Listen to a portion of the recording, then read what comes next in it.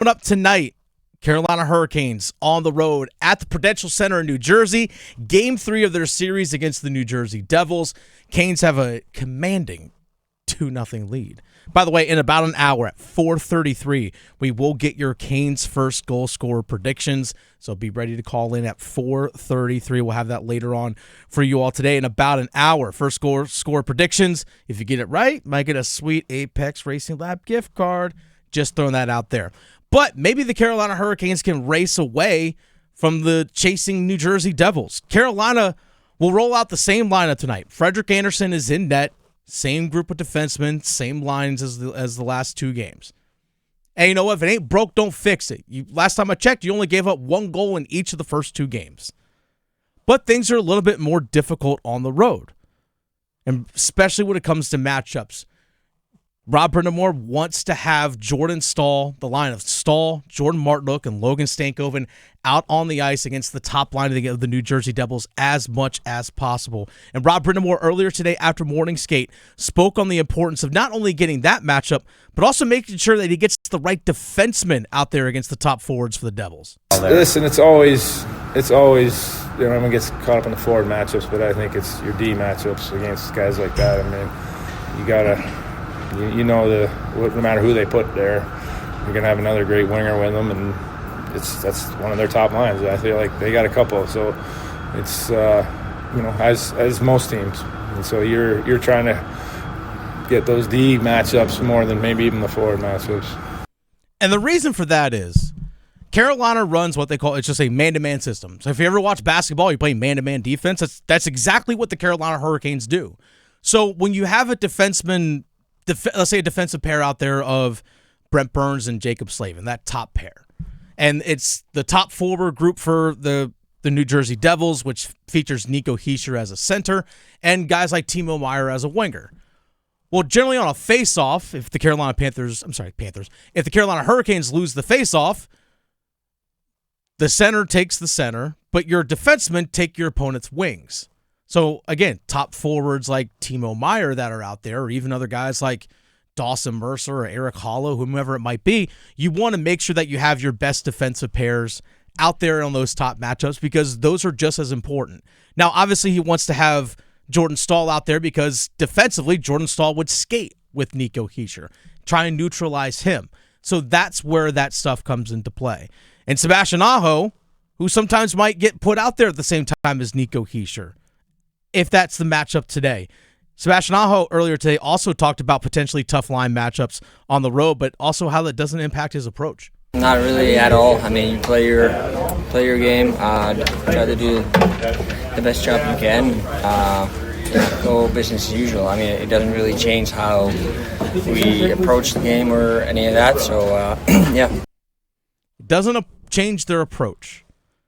Now, if you're Carolina, the Hurricanes, you need to have a sense of desperation that almost forces the New Jersey Devils to match you because you have to have the desperation of we get a chance to take a 3-0 series lead and really could potentially break the backs and spirits of this New Jersey Devils team. And Rob brind'amour also earlier this morning spoke on the team's mindset being up 2-0 on the road.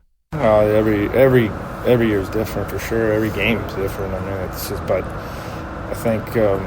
Do you talk about that part of it? No, but we definitely talk about how important the game is, as any game. And, in the playoffs, it's always that next game that's the most important. So we're right in front of it, and we know, the desperation level from your opponent, and you have to be able to understand that and figure out how to beat that. Now, 2 years ago in the playoffs in the second round, for those who remember, Carolina was up 2-0 against the New Jersey Devils, which, by the way, this is the last time the New Jersey Devils were in the playoffs, was 2 years ago against the Canes. Carolina won the first 2 games at home, 5-1 and 6-1. Absolute beatdown, especially that 6-1 game, that game 2. Now, Carolina went on the road on game 3 at the Prudential Center in New Jersey and lost 8-4. 8-4. That game was so crazy. Took it on the chin. Just an afternoon of just weird. No saves on either side. No, defense optional. Goaltending optional. But how did Carolina respond the next game? They won game 4 on the road 6-1. Famously, the Jordan Martin Gretzky game. Yes, it was. Now, I would not be shocked. I'm going to throw this out there. I would not be shocked if they split games this weekend. They play game 3 tonight, game 4 Sunday. It's a 3:30 puck drop. It would be 2:30 Storm Watch here Sunday afternoon on 99.9 The Fan. I would not be shocked if Carolina is playing Tuesday at home, game 5, with a chance to clinch the series. But the reason why I bring up the level of desperation that Carolina needs to play with is you do not want to give the New Jersey Devils any sort of life. You don't. If you can take away any sort of hope that they have in game 3 tonight, yeah, they might come back and beat you in game 4, but it's going to be difficult for them to come back at home and beat you in game 5. Again, I think they split this weekend. That's just, it's hard to sweep a team.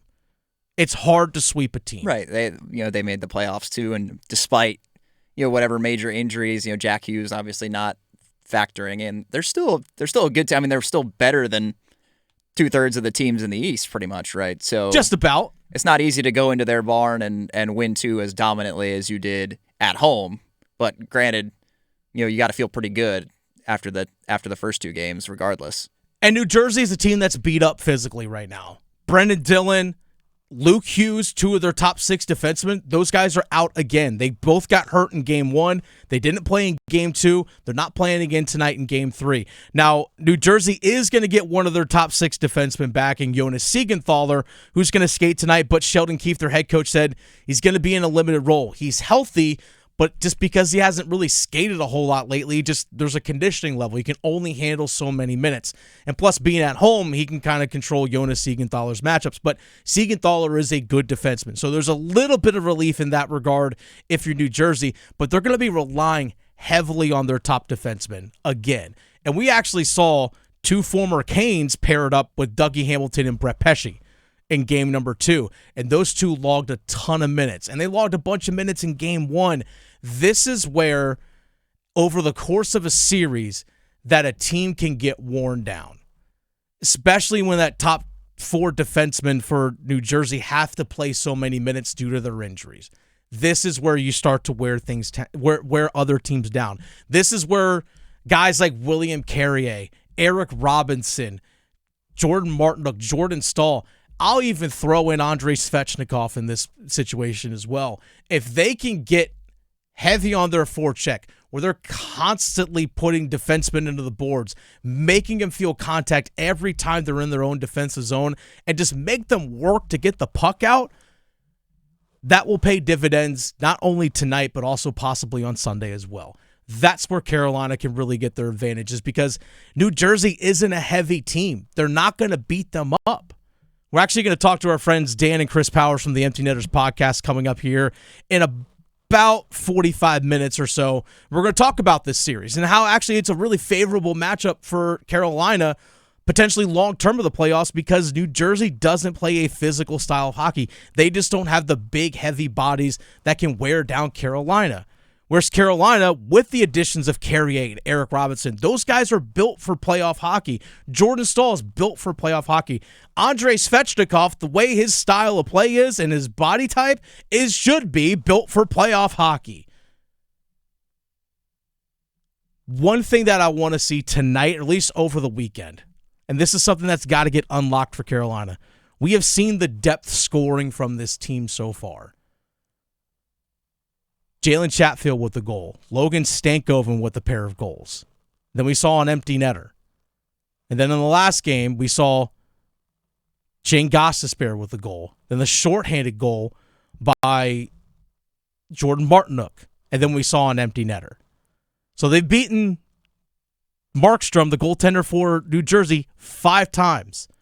Not once did I mention a Taylor Hall, an Andrei Svechnikov, an Aho, a Blake, or a Jarvis. Now, I know, again, outside of the empty netters. Now, we saw Aho and Blake factor into Shane Gostisbehere's goal the other day. If that top line gets going, and they potentially could do that, obviously, tonight or Sunday. If those top couple lines get going and scoring as well, and you have the added depth scoring that's already been there in the playoffs with Stankoven and Martinook and others, watch out. Watch out, because that's when this Carolina Hurricanes team can get real dangerous. You want to see that top line going. Because if we saw them buzzing late in the year. Now, they did rest a couple of games at the end of the season just to get their bodies right. Maybe it's just taking them a game or two just to kind of get back into the flow of things. But they're always going to draw the top matchup for the opposing team. Right. Always are. And it's important to remember, it's Jackson Blake's first playoff hockey experience as well, so he's probably got to readjust to the added speed and physicality, especially since that line is a little bit lighter as well. They are. They 100% are. They haven't played bad, but they haven't really been generating a whole lot as you'd hope. But again, they're always going to draw the opposing team's top defensive pair and top defensive forwards. It's just simply how things are. Much like how Carolina does the same thing against opposing teams. It's just how it works. But great players will fight through that. Like to see Aho crack the net today. Would love to see Sebastian Aho hit the net today. And by the way, again, Freddie Anderson starting again today. This will be his 4th straight start. Yeah, remember, he started Thursday night last week against the Ottawa Senators to close out the regular season. Then he started Sunday, started Tuesday, now he's starting again today. So it's 4 starts in 8 days for Freddie Anderson. 8, 9 days, whatever it is. So 4th straight start. Let's see if that wear and tear. Is there a wear and tear on Freddie Anderson? Because, ironically enough, the game that he played on Tuesday night at Lenovo, probably the best game he's played in a month. That was his 3rd straight start. He's been really good in these first 2 playoff games. I say, especially if they win tonight, would not necessarily mind seeing Kochetkov in the nets for Game 4. That we'll dive into that a little bit later on. I'm actually going to talk to Dan and Chris Powers about that a little bit later on. You get out of this series in 5, or at least if you sweep this series, but at least in 5, you get out of this series, then Freddie gets to rest, which is big. You want a hot goalie, you want to keep a hot goalie hot.